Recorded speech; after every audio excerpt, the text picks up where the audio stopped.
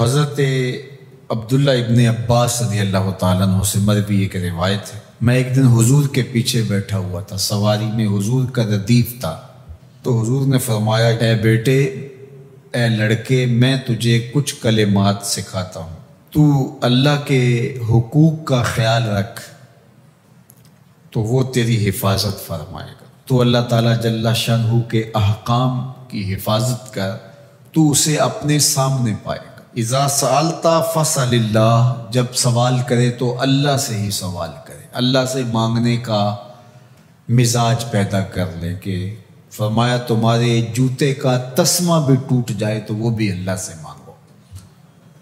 ضرور بازار میں جاؤ دکاندار سے، لیکن حقیقی طلب اللہ سے ہونی چاہیے۔ بات بات پہ اللہ سے سوال کرو، بڑی سے بڑی چیز بھی اس سے مانگو، چھوٹی سے چھوٹی چیز بھی اسی سے طلب کرو۔ ہماری ساری ضرورتوں کا کفیل ہمارا رب، ہمارا مالک ہے۔ تو دوسری نصیحت یہ کی کہ جب تو استعانت طلب کرے، مدد طلب کرے، تو اللہ سے ہی استعانت طلب کرے۔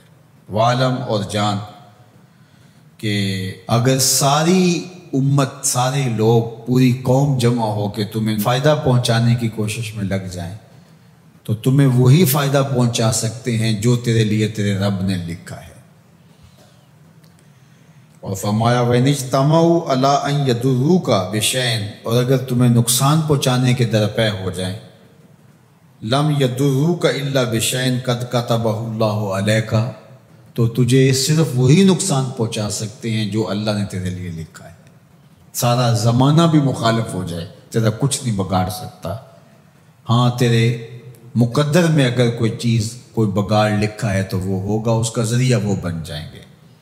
تو اس لیے پھر اسی سے مانگو، اسی سے طلب کرو۔ رفعت الاقلام وجفت الصحف، جو لکھنا تھا اللہ نے لکھ دیا، لکھنے کے بعد قلم اٹھا لیا گیا، اور جن صحیفوں پہ لکھا تھا وہ خشک ہو گئے۔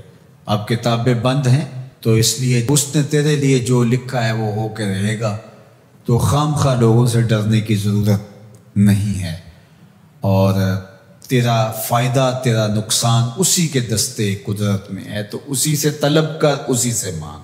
اور فرمایا تو اللہ تعالیٰ جل شانہ کو رخاء میں، خوشحالی میں یاد کر، یعرف کا فی الشدہ، وہ تجھے مشکل میں پہچانے گا۔ یعنی جو شخص خوشحالی کے دور میں اس کے پاس دولت ہے، صحت ہے، تو اللہ تعالیٰ کو فراموش نہیں کرتا، اللہ اس کی بدحالی کے زمانے میں اس کو فراموش نہیں کرتا۔ وعلم، اور جان، ان النصر مع الصبر، کہ جو مدد ہے وہ صبر کے ساتھ آتی ہے۔ وان الفرج مع الکرب، اور کشادگی جو ہے وہ مشکل کے ساتھ آتی ہے۔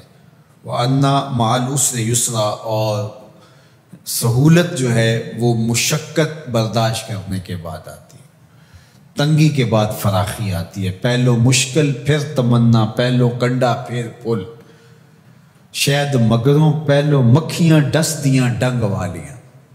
تو یہ سب ہوتا ہے، مشکلات، تکلیفیں، آلام، مصائب، ان سب سے گزر کر کے آسانیاں آتی ہیں۔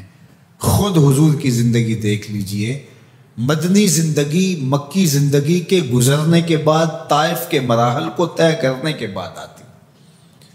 تو ہم ڈائریکٹ اگر چاہیں مکی زندگی کو اختیار کیے بغیر اور طائف کی مشکلات اور سنگلاخ راستوں سے گزرے بغیر مدنی برکتیں حاصل کرنا، تو وہ نہیں پا سکتے۔ تو یہ اللہ تعالیٰ نے ایک نظام رکھا ہوا ہے۔